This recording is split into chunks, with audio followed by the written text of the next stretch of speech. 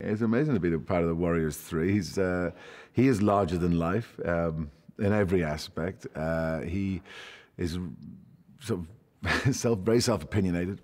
He's a great raconteur and storyteller amongst the others. And if they did battle and say there was like 5 horsemen or whatever they were doing battle with, all of a sudden the field would be full of 50 horsemen with archers and lances, and he basically will embellish these tales and turning them into the great tales that would be told round the fire in Valhalla and stuff like, always with him being sort of crucial to the outcome, obviously. So he basically eats these stories up as he would eat his food and his wine and his life. Basically, he has this appetite that is, I think, is infectious.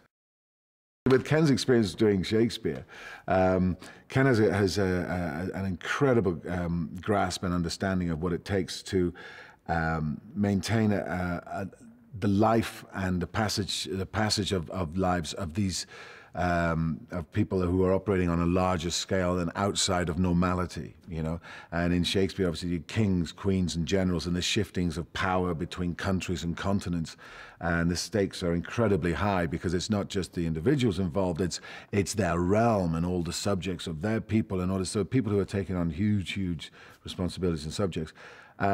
And yet these people are still human beings. They've got to live and breathe, and otherwise, if you don't care about them, if you're not getting inside them, you're not being taken along the story with them.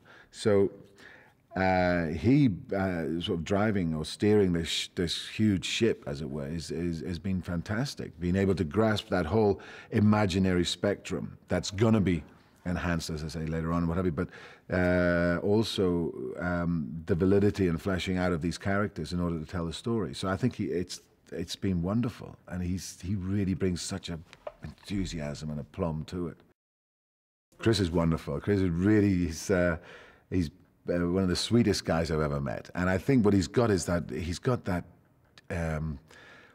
that perfect quality for Thor, in that he's a guy who's on the cusp of owning his destiny, and I think what he brings, this innocence and purity that Thor needs, but it's just not there yet. But there's a process he's got to go through. There's